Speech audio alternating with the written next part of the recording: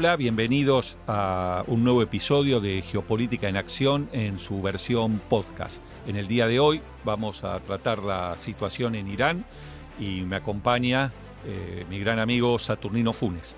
Bueno, Satur, estamos aquí en los primeros días del mes de abril de este año 2026, ya va más de un mes de la guerra de Irán, esa guerra que se había comenzado con la expectativa de que iba a ser algo breve, que se descabezaba la cúpula de Irán y que algunos imaginaban un escenario de paz casi inmediata, con el pueblo saliendo a la calle pidiendo un cambio de régimen.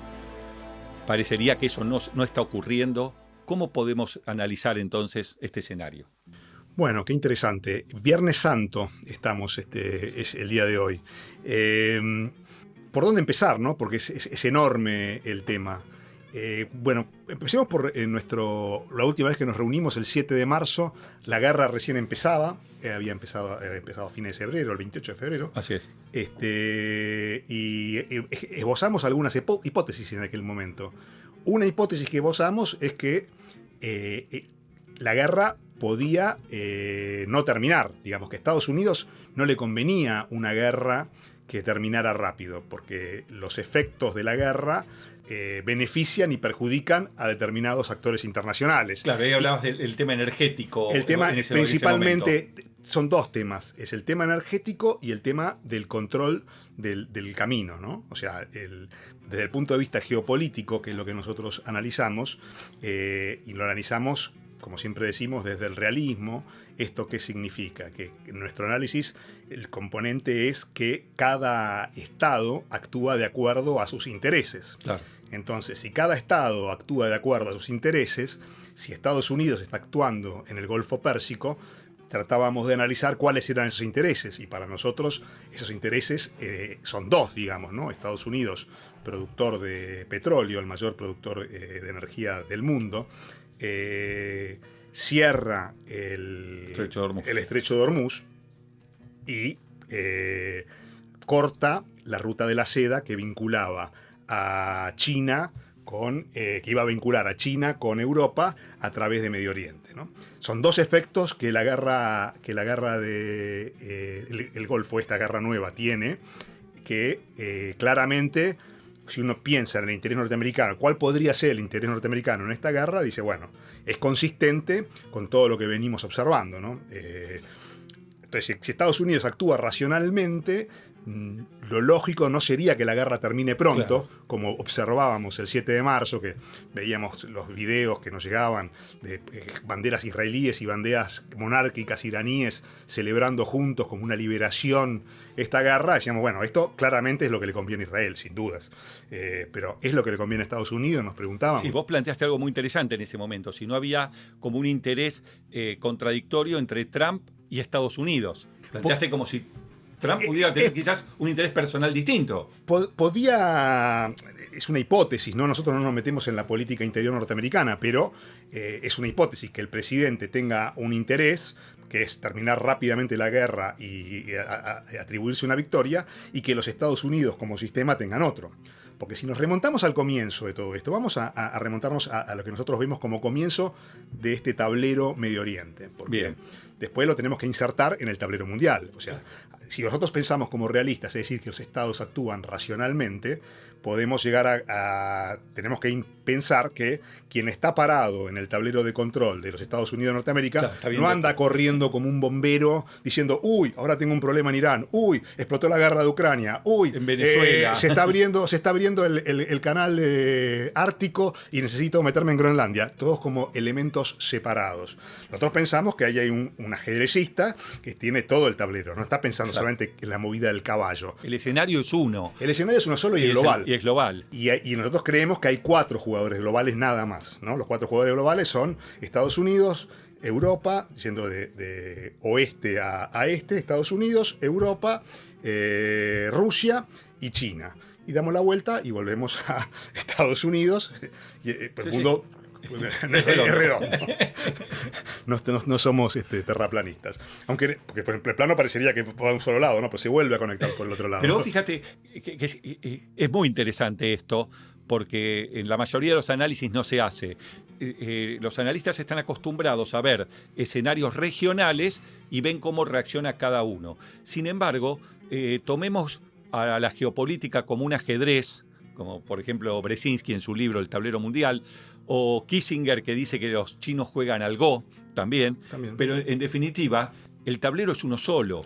Entonces no podemos pensar que la estrategia de lo que esté pasando en Venezuela, en el Ártico, en Europa e Irán estén desconectadas. Pero es que además, salvo que uno se informe por las noticias, están realmente conectadas y de una lógica impecable, digamos, ¿no? O sea, uno mira la secuencia, cómo se fueron dando la secuencia. Primer acto uno puede arrancar en cualquier línea de tiempo. Nosotros, si nos vamos por línea de tiempo, estamos... Sí, podemos ir a la paz de Westfalia también. No, yo iría antes, yo iría a 2500 años de predominio europeo en la historia de la humanidad y 80 años de predominio norteamericano. Claro, Alejandro Magno cruzando Asia con los ejércitos griegos. O podemos ir aún atrás, la guerra de Troya de los griegos contra los troyanos, que se trataban de asiáticos, ¿no? Asia y Europa. Entonces nos teníamos 3.000 años. 3.000 años atrás. Sumamos 500 años más. Entonces tenemos ese conflicto como el primigenio, ¿no? El conflicto del Nuevo Mundo y Asia contra Europa, ¿no? Ese es un primer conflicto que se resolvió recién en 1945, ese conflicto. Pero bueno, ya vamos a llegar ahí. Pero si decidimos cortar esa línea de tiempo en un momento, cortémosla en la guerra de Ucrania, para comenzar el análisis. Bien. Y ver cómo el tablero se fue moviendo, ¿no? La guerra de Ucrania básicamente lo que hace es cortar el vínculo energético entre Rusia y Europa. Sí. Es decir, Europa... que durante años Estados Unidos venía reclamando por vía diplomática, en conferencias internacionales, dos cosas reclamaba: que pusieran plata para la defensa y que cortaran la dependencia rusa. Tenemos esa foto de Putin con Biden con el globo terráqueo en el medio. Inmediatamente después de esa foto tenemos la guerra de Ucrania. En la guerra de Ucrania se corta la dependencia europea. Primer efecto inmediato de la guerra de Ucrania: vuela el Nord Stream 2. A los pocos meses. Que había sido anunciado antes de la guerra. Había sido anunciado por Biden. Por Biden, claro. Sí, Biden dijo, si Rusia invade Ucrania, el Nord Stream 2 va a ser destruido. Incluso una conferencia de prensa en la que Scholz miraba asombrado, ¿no? Sí, que una periodista, ¿te acordás? Sí. Y acá lo habíamos señalado en su momento. Una periodista le dice al presidente de Estados Unidos: pero el Nord Stream es alemán, hay inversiones alemanas. Dijo, sí, pero si yo digo que lo voy a hacer, lo voy a hacer. Exactamente. Y eso fue una semana antes de la invasión. Y posteriormente, ¿qué ocurrió? Se destruyó el Nord Stream 2. Y además Europa inmediatamente sancionó a Rusia y dejó de comprarle. Lo que puede no comprarle, porque si no se para completamente. Entonces queda toda la capacidad rusa ociosa para ir hacia Asia. Entonces, ¿qué hace el otro jugador, el que está del otro lado del tablero? China. ¿Qué es lo que hace? Vamos a Medio Oriente. Pues no podemos depender de Rusia. O sea, lo que es malo para Europa, según Estados Unidos, que es depender de Rusia, una potencia, recordemos, una potencia nuclear, a la que no se interviene tan fácilmente como si fuera Arabia Saudita. Como si fuera un reino manejado por una monarquía petrolera. No podemos depender de Rusia, dice China, y sorprende al mundo en febrero de 2023, en marzo de 2023, sorprende al mundo con la foto con el canciller saudí y el canciller... Pero yo quiero hacer un alto, porque estás diciendo algo que me parece que merece una pequeña explicación, y es...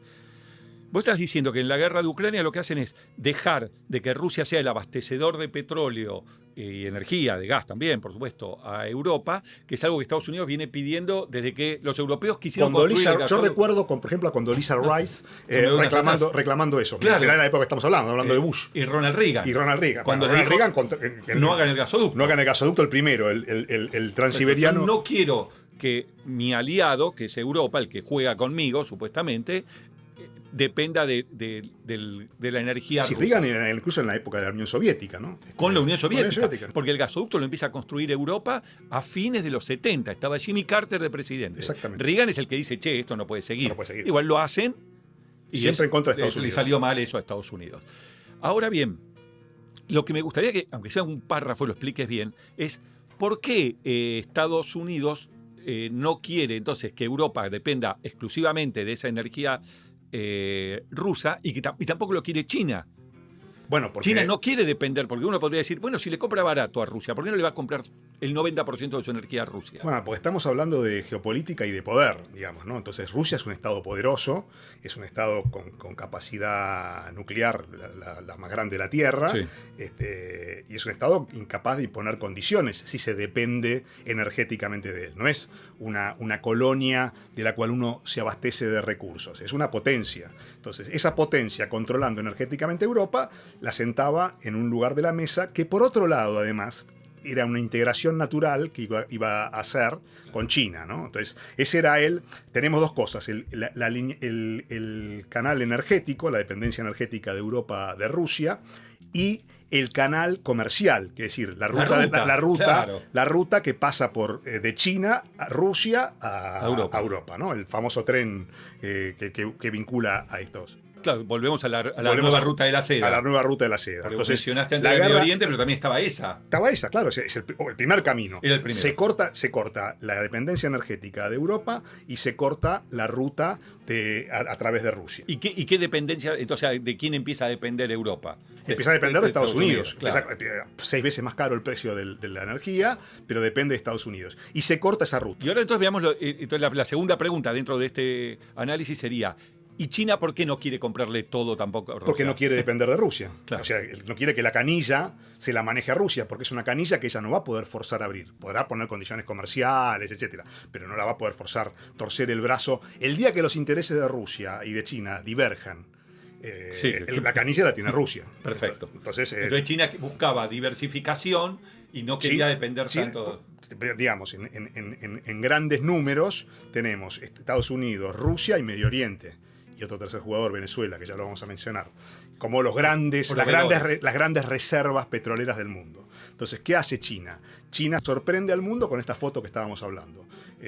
Aparece con el canciller iraní y el canciller saudita cerrando la paz que parecía imposible entre sunitas y chiitas. Claro. Un rol que en el Medio Oriente siempre tuvo Estados Unidos. Recordamos Camp David, recordamos las fotos de Oslo, ¿no? Arafat y Begin dándose la mano, digamos, o sea, y China presentándose como el pacificador de Medio Oriente. Es decir, vemos la jugada china, ¿no? Dos cuestiones ahí. Una, el abastecimiento de energía. Dos, la ruta. Ahora la ruta pasa China, Irán, Medio Oriente, Europa, ¿no? Claro. Turquía, Europa. Le cierran una... Le cerraron la del norte. Un año de diferencia. La guerra de Ucrania empieza en el 22. Un año de diferencia. En el Entonces, 23. nosotros ¿qué hicimos? En marzo vimos esa foto y dijimos, ahora China quiere la paz en Medio Oriente. Lo que va a ocurrir en Medio Oriente es la guerra, dijimos en su momento, en marzo del 2023. En octubre de 2000 ocurrió esa foto. Entonces, ¿qué pensamos en ese momento? En ese momento pensamos, bueno, ¿quién del Medio Oriente, que es el aliado de Estados Unidos, debería romper la paz? Dijimos Israel, pero Israel no hizo eso. No, al contrario. El contrario. Se quiso sumar y fue a acercarse a Arabia Saudita. Ahí hay un hecho que yo me lo acuerdo bien. Meses en septiembre, o sea, los pocos meses de esto, estaban muy avanzadas esas negociaciones de Arabia Saudita con Israel. Y Estados Unidos preguntó, ¿y los palestinos? Claro. Y los dos le contestaron, bueno, eso lo dejamos para después. Como que el acuerdo es entre nosotros. Porque la pregunta sería, ¿quién era el patrocinador de ese acuerdo? Porque Estados Unidos no parecía se preocupó por los palestinos. ¿Y los palestinos lo van a dejar afuera? Sí. ¿Qué acuerdo van a hacer Arabia Saudita e Israel con los palestinos afuera? Claro. Porque no nos olvidemos que Arabia Saudita no se había sumado todavía a los acuerdos de Abraham. Eso sí los había propuesto Estados Unidos. Los había propuesto Estados Unidos, claro, con Pero el ahora, gobierno de Trump. Cuando aparece China en el escenario de Medio Oriente y sacude todo, porque fue una jugada muy importante. Fue tapa de todos los diarios. Fue muy importante la jugada china. China puso un pie en Medio Oriente, obviamente como potencia pacificadora. Israel se suma a esa movida de la paz. A la paz china se suma Israel, el aliado norteamericano. Claro. Y ahí aparece el ataque de Hamas. El ataque de Hamas vuela... el 7 de octubre del 23. Vuela Medio Oriente. Empieza... Y Estados Unidos y Israel, en la respuesta al ataque de Hamas, necesita desesperadamente a Estados Unidos, porque se le viene la noche. Los europeos tienen un par de declaraciones meramente formales de apoyo a Israel, pero en cuanto Israel comienza a contraatacar, se ponen inmediatamente del lado árabe, y que es lo que hacen históricamente los europeos. Como lo hicieron en Yom Kippur en adelante. Siempre los europeos se ponen del lado árabe y empiezan a condenar a Israel, con lo cual Israel depende 100% de Estados Unidos. Bueno, a partir de ahí no hubo más que conflicto, ¿no? Israel generando conflicto con Irán, la guerra de los 12 días, y ahora tenemos esta guerra que es la que nos convoca hoy. Pero si la metemos en el mapa, entonces, a esta guerra, mirando las jugadas, si Trump quiere ganar rápido la guerra y establecer una monarquía constitucional y la paz y pacificar Medio Oriente, quiere decir que Trump está alineado con Xi, porque quiere lo mismo que hizo Xi en marzo del 2023. Porque al día siguiente, ¿qué va a pasar? Imaginémonos el escenario de un triunfo norteamericano rápido. ¿Qué es lo que discutimos la otra vez? Sí, y vos dijiste, no, pero esto no le conviene a Estados Unidos. Le conviene largo. Estamos ya en el escenario extenso. Ahora, imaginemos de nuevo, entonces, habiendo pasado más de un mes, un escenario de triunfo norteamericano y que se establece una monarquía constitucional que se incorpora al sistema internacional. Bueno, se levantan las sanciones. Se reabre la ruta de la seda por Medio Oriente, es decir, en vez de ir por Rusia, pasa por Medio Oriente. China consigue el petróleo, se estabilizan los precios del petróleo. China consigue el petróleo. Claro, el de Irán, ¿quién lo va a comprar? Estados Unidos no va a comprar petróleo iraní, no necesita. Y el del Golfo. Mismo del Golfo, que también está vendiendo en yuanes los estados del Golfo. Sí, empezando por Arabia Saudita, el famoso aliado de Estados Unidos. Exactamente. Entonces, porque lo que se cerró es el Golfo. Entonces, claro, no es solamente el petróleo iraní el que no pasa. Kuwait, Qatar.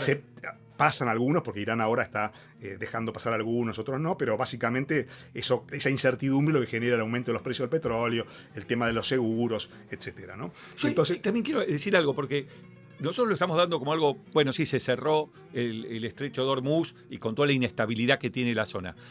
Ahora, hemos escuchado análisis de la situación diciendo esto a Estados Unidos se le fue de las manos.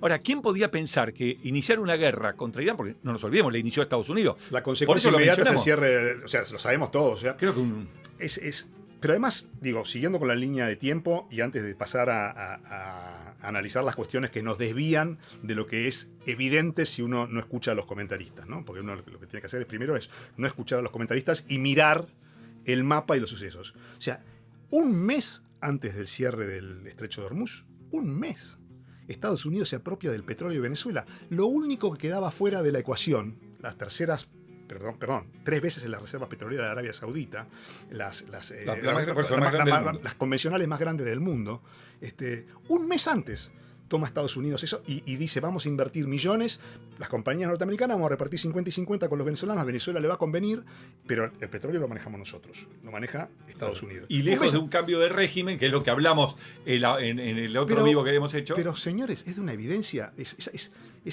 abrumador, digamos. ¿Va a subir el precio del petróleo? Bueno, me tomo Venezuela. Que es el petróleo que necesita Estados Unidos para sus refinerías. Exactamente, el petróleo pesado. Porque el otro petróleo pesado es el que le venía de Medio Oriente y no lo va a usar más. Claro. Va a usar el que tomó su petróleo. El petróleo pesado venezolano lo tenemos. Y el petróleo liviano es el que puso Estados Unidos. Pero el tema del petróleo, el petrodólar son temas importantes, pero no nos perdamos de vista. No nos tiene que desviar las rutas, ¿no? Porque claro, estamos hablando de la ruta del norte cerrada con la guerra de Ucrania, la ruta del sur cerrada con la guerra de Irán, ¿no? Esta ruta cerrada, ahí no va a pasar el comercio en esta situación de incertidumbre. Bueno, se sumaron los hutíes cerrando. Se sumaron los hutíes con sus camellos misilísticos y cierran el Mar Rojo. Invencibles, ¿no? Unos camellos invencibles, una tecnología descomunal. Cierran el Mar Rojo, se cierra Hormuz, Irán, y el Mar Rojo lo cierran los hutíes. Bueno, entonces tenemos esto. La secuencia de tiempo es de una claridad. Evidentemente hay un solo jugador manejando el tablero. Uno escucha a los comentaristas y Trump está loco, Trump está perdiendo la guerra. No previó que iban a cerrar Hormuz. No previó que iba a cerrar Hormuz. Netanyahu lo hizo meterse en la guerra pensando que iba a ganar. Todo lo que puede ser cierto. Trump puede estar loco, Trump puede no haber previsto que le cerraran Hormuz, Trump puede haberle creído a Netanyahu, pero lo que yo pienso es que Estados Unidos actúa racionalmente.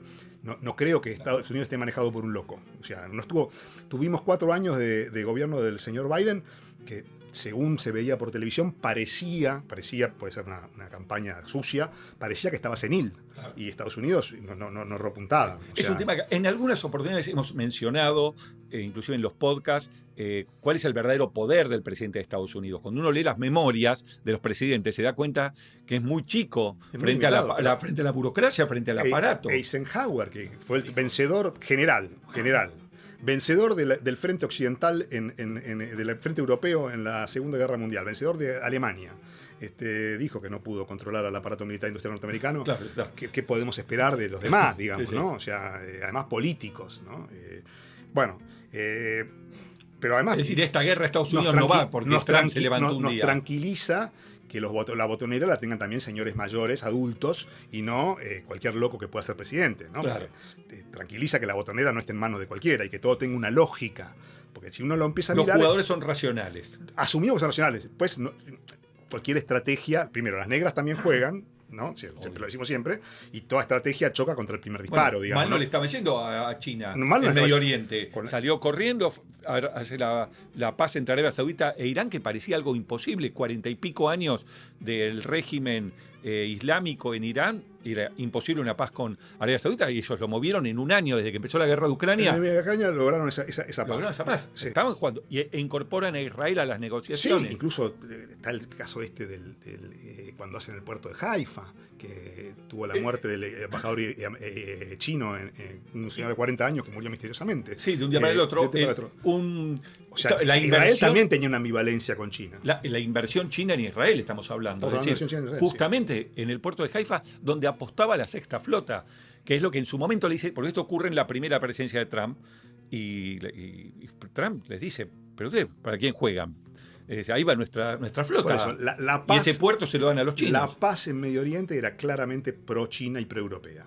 Pero entonces, sigamos con este análisis. Esta línea, con el tiempo también, además. Claro, pero entonces nosotros lo que tenemos que pensar es que si la movida de Venezuela no fue para instaurar la democracia en Venezuela, que no lo fue, porque sigue el régimen de una manera más racional que con el loco que estaba antes, con Delcy, pero sigue el mismo sistema, ¿no? Entonces fue por el petróleo.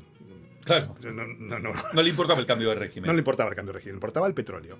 Y entonces en esta guerra, cuando dicen que está perdiendo Estados Unidos, está perdiendo Trump, ¿qué es perder militarmente, ¿no? Porque la inestabilidad claramente favorece a dos.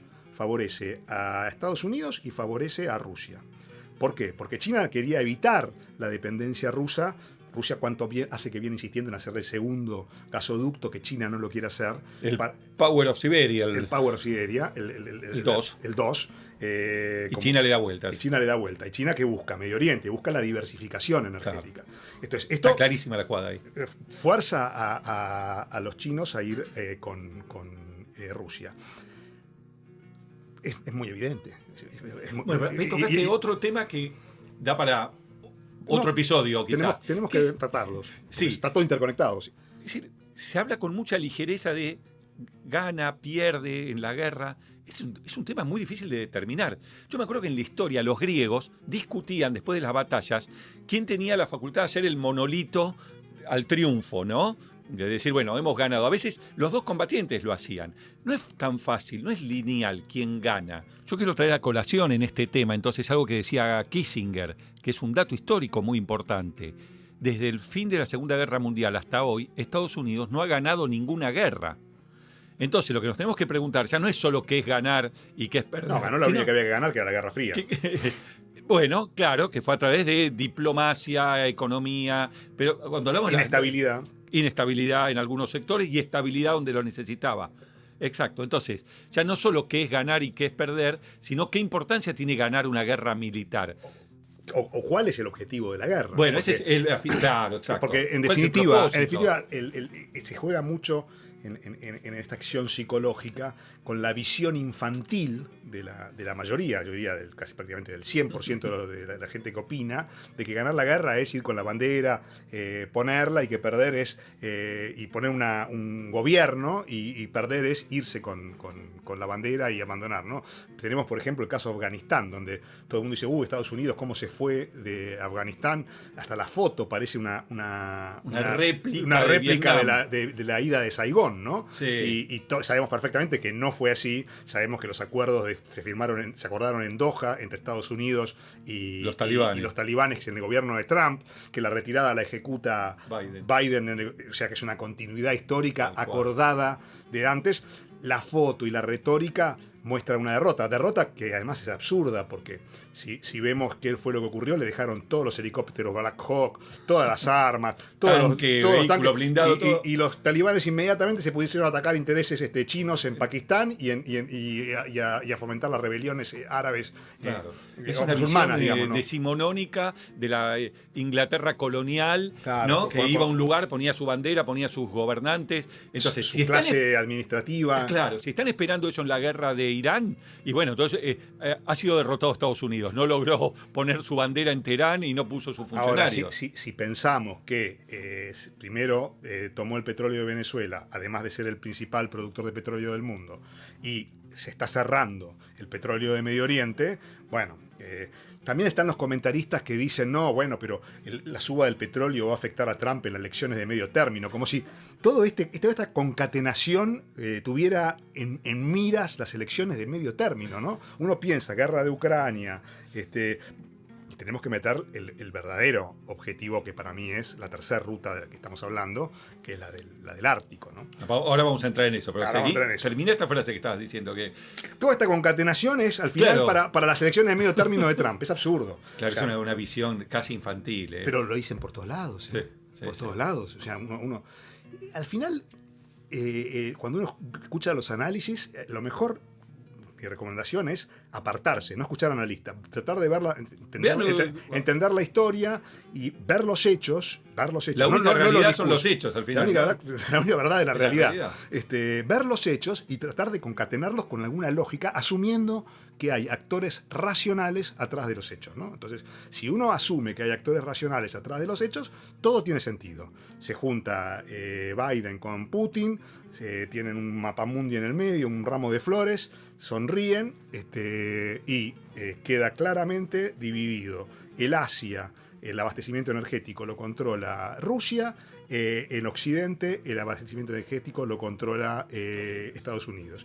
Había un tercer jugador débil en el medio, del que se quiso apropiar China, y ahora voló por el aire. Entonces, siguiendo con esa línea de razonamiento, nosotros podemos concluir que si los jugadores son racionales, esta guerra no va a terminar rápido. Claro. Esta guerra va a ser algo parecido a lo de Ucrania. No va a terminar rápido, porque tiene dos objetivos. Uno, la inestabilidad que sube el precio del petróleo, asumiendo que son racionales, ¿no? Y dos, el cierre de la ruta de la seda. Que esto nos lleva a decir, bueno, pero entonces, ¿quiénes son los verdaderos jugadores? Y bueno, parecería que acá hay un desconecte en Occidente, ¿no? Porque tenemos que los que están jugando juntos, en definitiva, el otro día Estados Unidos autorizó a la India a proveerse de petróleo de Rusia, se levantó las sanciones contra Rusia en Asia, bien evidente, o sea, eso es hechos, no palabras, ¿no? Y vemos la ruptura evidente en la OTAN, que Europa ha tomado un rol activo en contra de los Estados Unidos. Entonces, yo creo que para analizar la guerra de Irán y predecir qué es lo que va a ocurrir, tenemos que mirar el tablero entero. Si quieren, volvemos a cómo caen las bombas, cuántos barcos pasaron, si el portaaviones fue un incendio intencional o fue un misil iraní. Todo eso es distracción, porque no es lo importante. Lo importante es lo que está ocurriendo en el mundo.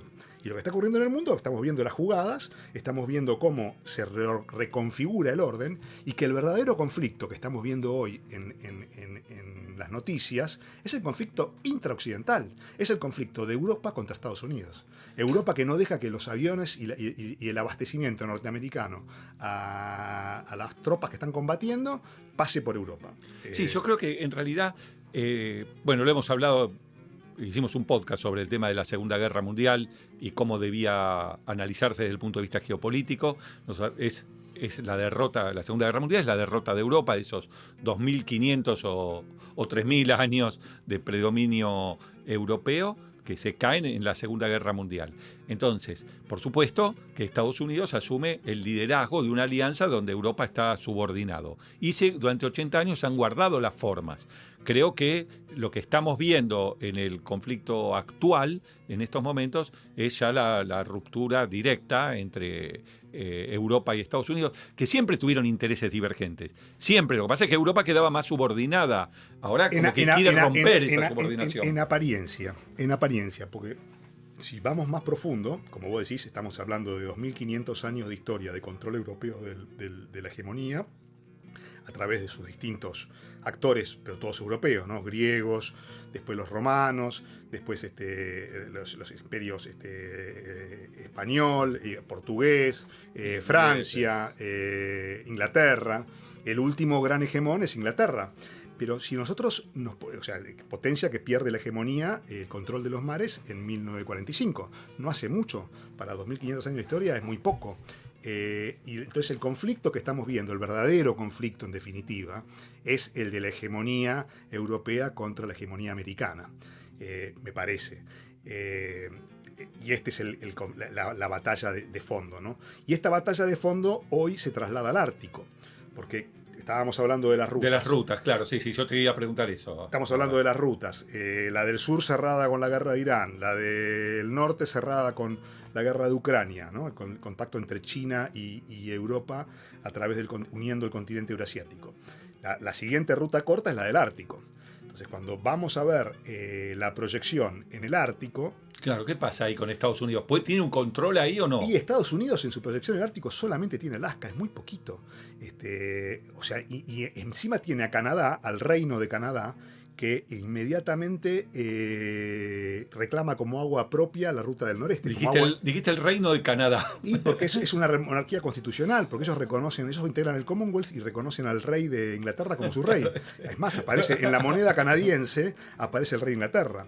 Entonces aquí vamos al verdadero conflicto. ¿Quién empezó la agresión? Y yo creo que con su normativa y su discurso moral, la verdadera agresión la empezó Europa, porque Europa está cercando a los Estados Unidos, y hoy lo estamos viendo claro. Europa cercaba a Estados Unidos por el norte con Canadá, un reino de la corona británica. Por el sur ya tenía a Brasil aliado con China y haciendo el pacto Mercosur-UE, porque el Mercosur en realidad es un cuento. El Mercosur es Brasil, digamos, ¿no? O sea, los demás son apéndices subordinados, ¿no? Es más, Europa, cuando anunció el acuerdo Mercosur-UE, lo que puso fue la foto de Lula y Van der Leyen, ¿no? O sea, todos salieron a felicitar a Lula, Claro. Nadie se acordó de Javier Milei. Por si quedaba alguna duda, Lula no fue al acto. Y Lula ni siquiera fue al acto. O sea, primero. Primero lo fueron a visitar a Lula a Brasil y después se juntó con los segundones en la reunión con los presidentes, ¿no? Y Lula ni siquiera fue. Entonces, está muy claro el gesto. Entonces, rodeada por el norte por Estados Unidos, por Canadá, por el sur por Brasil, UE, ¿no? Al este la UE, al oeste China. El cerco sobre Estados Unidos era indefectible. Si todo seguía igual, Estados Unidos encima, este cerco le costaba gratis militarmente a Europa, ¿no? Porque la defensa se la pagaba... La defensa se la paga a Estados Unidos. Y cuando Estados Unidos dice, bueno, necesitamos Groenlandia, le dicen no, Groenlandia no. No, Groenlandia no. Bueno, vayan a defender Hormuz ahora. Veamos cómo defienden Hormuz. ¿No pueden defender Hormuz? Yo necesito Groenlandia porque es seguridad nacional. Me parece que esa es la dialéctica que estamos viendo en el trasfondo de toda esta discusión, ¿no? Claro, entonces fíjate que llegamos a la paradoja de que lo que se le atribuye a Estados Unidos como una derrota, que es que le cerraron Hormuz, en realidad es lo que le conviene. Y es lo que es obvio que es lo que... ¿Quién recibe el petróleo a través de Hormuz? Claro. Europa y China. Porque aunque no lo recibiera Europa, ya la suba del precio del petróleo a Europa, que no es soberano energéticamente, ya le pegó. Ya le pegó. Entonces, la apertura de Hormuz le conviene a Europa porque le baja el precio. Entonces, la estabilidad de precios es algo buscado, deseado. No, porque Trump quiere que los precios se estabilicen porque quiere ganar las elecciones de medio término.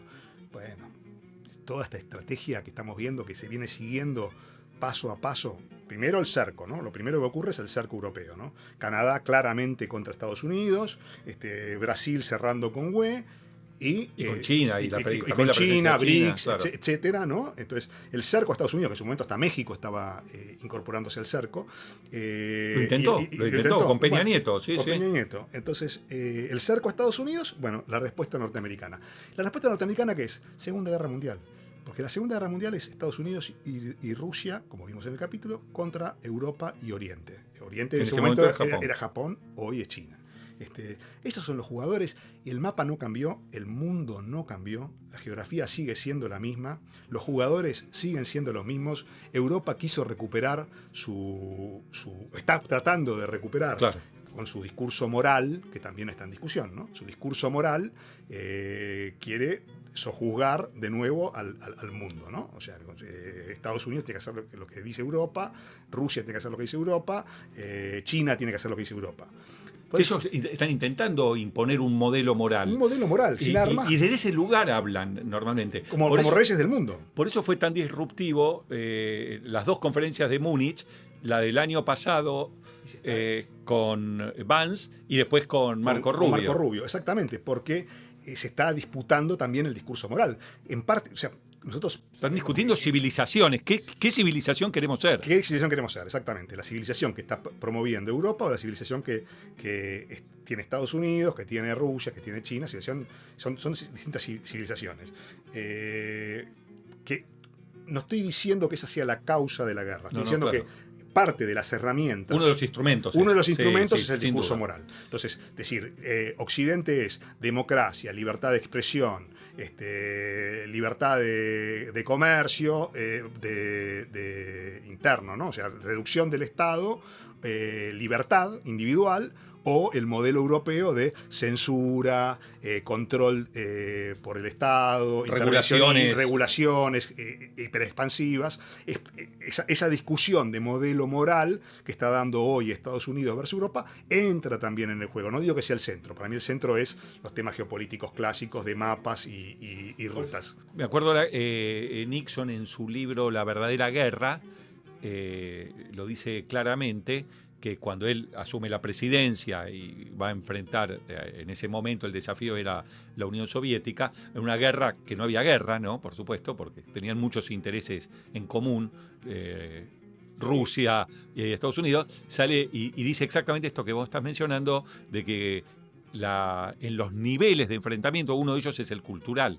Por supuesto, no es el único enfrentamiento, también está el económico, está el tecnológico, el diplomático. El militar. El militar. Son instrumentos. Son herramientas. Son herramientas. Herramientas del poder. El poder, claro, se alimenta de todas ellas. Hay que entender cómo se usa la herramienta. Y vuelvo con la frase de Kissinger de su momento. Desde el fin de la Segunda Guerra Mundial hasta ahora, Estados Unidos no ganó ninguna guerra. No ganó Corea, no ganó Vietnam, no ganó... Es que no ganó en el sentido... No ganó en el sentido clásico decimonónico. De poner una bandera y armar una colonia. ¿Pero por qué? Porque Estados Unidos no es colonialista. Estados Unidos solo interviene en el extranjero para prevenir a sus futuros enemigos. Él estaba previniendo a sus futuros enemigos. No tenía interés de tomar una colonia porque necesita recursos. Los que necesitan recursos y necesitan colonias son China y Europa, pues son los dos que son deficitarios en alimentos y en energía. Rusia tampoco es un país colonialista, es un país expansionista porque no tiene fronteras naturales. Alejar su frontera de su centro neurálgico es su forma de sobrevivir. Eso es estrategia, claro. Pero no es colonialista porque recursos no le faltan. Europa sí y China también. Perfecto, sí. Pero justamente al no ser colonialista no tiene necesidad de plantar bandera, generar una burocracia colonial que le asegure los recursos. Ahora, si pensamos que su objetivo es imponer democracias parlamentarias en Afganistán, fue derrotado. Fue derrotado, claro, pero claro, no parecería que fuera razonable desde el principio ese objetivo, ¿no? Claro, por eso es tan importante tratar de determinar cuál es el propósito de cada guerra. Sobre todo cuando el que la empieza. En este caso en Irán, por ejemplo. ¿Quién la empezó esta guerra? ¿Quién fue el que atacó? Bueno, fue Estados Unidos. Bueno, ¿qué busca en esa guerra? Eso es lo que estamos tratando de hacer nosotros. Podemos estar equivocados, pero por lo menos estamos intentando ver cuál es el escenario en el que se da esa guerra. Asumiendo un jugador racional que está compitiendo contra China y Europa, porque esa es la conclusión que estamos teniendo, porque además estamos viendo que su mayor resistencia hoy proviene de Europa. China está bastante tranquila. Sí. La mayor resistencia, la mayor ferocidad en el ataque, que incluso ahora están amenazando con meterlos presos por crímenes de guerra a los norteamericanos. O sea, con su única arma, moral, con claro. su única arma, que es el discurso moral, van a meter presos a los norteamericanos, a los israelíes Sí, y, bueno. y a Putin, ¿no? O sea, los europeos hoy Su arma es- van a hacer juicios de lesa humanidad contra Trump y todos sus militares que participen en la guerra, van a hacer juicio de lesa humanidad contra Israel y sus militares, y contra Putin. Bueno, Es la única amenaza que están por lo menos esgrimiendo no, ahora. y yo creo que no hay que tomarla ligeramente, porque si uno la deja pasar, cuando haya perdido el poder, el señor Trump o el señor Netanyahu o el señor Putin y sus líneas de obediencia de vida, cuando hayan perdido el poder, si dejan pasar ese tipo de amenazas, van a desfilar por los tribunales como desfilaron nuestros militares, con lo cual no me extrañaría que esto escale, porque no pueden dejar pasar esas amenazas. O sea, los europeos las han dicho seriamente, esas amenazas. Sí. Y los organismos diplomáticos las están esparciendo. Sí, por eso hablábamos de esa supremacía moral que ellos quieren imponer, ¿no? Como que ellos son los que fijan las pautas de lo que es correcto y lo que es incorrecto, olvidándose de los 2000 y pico años que ellos provocaron masacres en todos lados, bueno, el colonialismo. Totalmente. O sea, estamos hablando de discurso. Es una herramienta del poder. Ellos hoy controlan el discurso.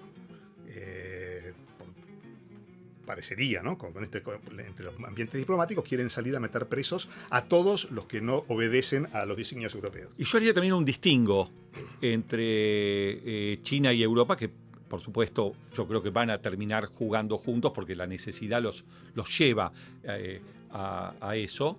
Y lo están haciendo, lo estamos viendo acá. En Sudamérica no hay ninguna duda. Acá se los ve. Hay que hablar de Economist, ¿no? Sí. La diferencia es que China, primero que no es un país que a lo largo de los siglos ha demostrado que no es expansionista. No. Nunca buscó invadir países. Centro del mundo. Se considera el centro del mundo. El universo, el celeste imperio. Claro. Dice, pueden venir todos los que quieran, yo no estoy acá para salir a invadirlos. Y después que el lugar que ocupa China hoy, la importancia que tiene como potencia económica, esa supremacía económica que alcanza China, lo hace en sociedad con Estados Unidos. 100%. Porque si no, parece que, esto bueno, lo estamos diciendo creo que desde el primer podcast que hicimos, si no parece que China logró todo esto porque Deng Xiaoping cambió las leyes laborales y a partir de ahí todo el mundo empezó a poner plata ahí. La plata en China la puso Estados Unidos. Es una sociedad. Las empresas norteamericanas siguen ahí y lo que producen se vende en Estados Unidos. Entonces, ni China quiere la destrucción de Estados Unidos, ni Estados Unidos busca la destrucción de China. No puedo decir lo mismo de Europa, pero con China sí lo podemos decir. El crecimiento chino se hizo junto con Estados Unidos. 100%. Entonces, ¿que puede haber competencia y discordia? Sí, claro que puede haber discordia. Como también hubo discordias con Rusia en la Guerra Fría. ¿Qué son eso? Son discordias, son competencias, pero no tienen intereses contradictorios. La verdadera, la estamos viendo hoy, yo creo que ya es desembosado, digamos, ¿no? O sea, Argentina, por ejemplo, vamos al caso nuestro. Argentina cierra una alianza con Estados Unidos, que la estamos viendo en los hechos, muy importante, y vemos a Inglaterra haciendo alianza con Brasil, la acaban de anunciar. O sea, Chile y Uruguay. Entonces estamos viendo claramente cómo la competencia verdadera es esa. Porque Por eso la respuesta inmediata a la alianza, así como decimos jugadores racionales, no hay que leer los discursos, jugadores racionales, Argentina se alía con los Estados Unidos, Inglaterra se alía con firma, ya sabíamos que estaban juntos, lo dijimos del primer podcast que hablamos de Malvinas, firma una alianza formal con Brasil, Uruguay y Chile. Claro, por eso hace unos meses explicamos cómo Argentina le convenía, tras esta alianza con Estados Unidos, salir a negociar con Chile. Nosotros lo dijimos, necesitamos hacer una alianza con Chile, con una Confederación del Sur. Hicimos un programa específico de la Confederación del Sur. Sobre eso, es decir, la conveniencia Gran Bretaña jugó más rápido y sale a prometerles otras cosas. Sí, igual el que tiene que definir es Estados Unidos, ¿no? Ahora, si Estados Unidos está preocupado por las elecciones de medio término, estamos en el horno. No los deja jugar todavía. Claro, estamos en el horno, porque ¿qué clase de alianza podemos tener con un país que se preocupa por las elecciones de medio término y no por sus intereses nacionales? Entonces, si Estados Unidos no fuera un jugador racional, bueno, todo lo que estamos hablando no va a ocurrir, digamos. Claro. Pero si es un jugador racional debería ocurrir esto. Obviamente las negras también juegan, o sea, puede Lo que perder. estamos diciendo. O sea, puede perder, ¿no?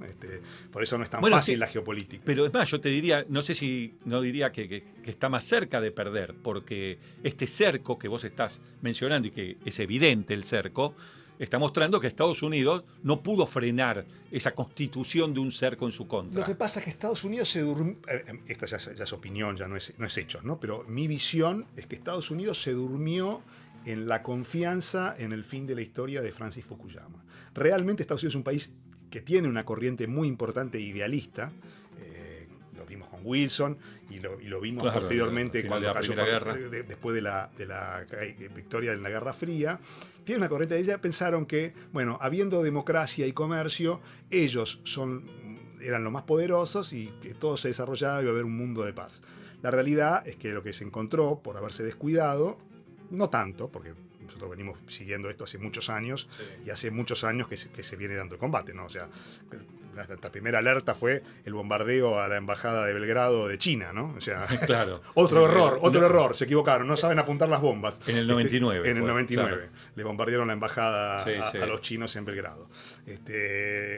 Siempre que Estados Unidos hace algo y se equivoca. Bueno, pero también se confiaron mucho, ¿no? Porque creyeron que con las reglas no les iban a aparecer rivales. Y lo único que aparecieron son rivales, sí. Exactamente. Bueno, creo que con la excusa de la guerra de Irán hemos hecho un análisis bastante global, porque es obligatorio. Es que no hay otra forma de hacerlo. No hay otra forma. O sea, yendo a las frases del Padrino, quien te hable de la guerra de Irán en realidad está queriendo ocultar el verdadero enemigo, digamos, ¿no? Porque uno mira la guerra, uno lo único que escucha es sobre Irán como si fuera algo aislado. Tenemos a muy pocos kilómetros para arriba, hacia el norte, miren el mapa, solo hay que mirar el mapa, ir para arriba y van a ver Ucrania, está ahí, es el mismo medio que divide Eurasia, que divide China de Europa, es exactamente el mismo medio. Y si seguimos más arriba nos vamos a encontrar con el polo y las rutas del Ártico. ¿Qué es lo que sigue? Sí, es lo que vos dijiste al principio de este episodio, que dijiste, acá hay que ver petróleo y rutas. Energía y rutas. Energía, sí, más energía que y rutas. Energía y rutas, y es eso. Que ¿no? además, porque después vienen a hablarnos de la geopolítica de inteligencia artificial. Señores, la inteligencia artificial, ¿en base a qué funciona? Energía. Y muchísima energía. Y muchísima energía. Entonces, el condicionamiento del abastecimiento energético a Europa y a China le genera... Todos son instrumentos. No puede haber una geopolítica de la inteligencia artificial. Es como el hombre no cambia, lo que cambia la tecnología, decía Luca Prodan. En definitiva, es una herramienta tecnológica que se alimenta de energía. Entonces, si estamos hablando de la energía, también estamos hablando de la inteligencia artificial. Claro, como un instrumento. Bueno, Satur, me parece que hemos visto el estado de situación y nos fuimos mucho más que eso. Es que no hay otra forma, el escenario global. Es que si no, empezamos a hablar de cuántas bombas tiene cada uno, cuántos misiles tiene Irán, cuánto les quedan. Claro. Entonces no vamos a ver nunca cuál es el verdadero problema. Más elevado todo esto. Bueno, muy bien, cerramos entonces aquí, nos despedimos en este nuevo episodio de Geopolítica en Acción en su versión podcast.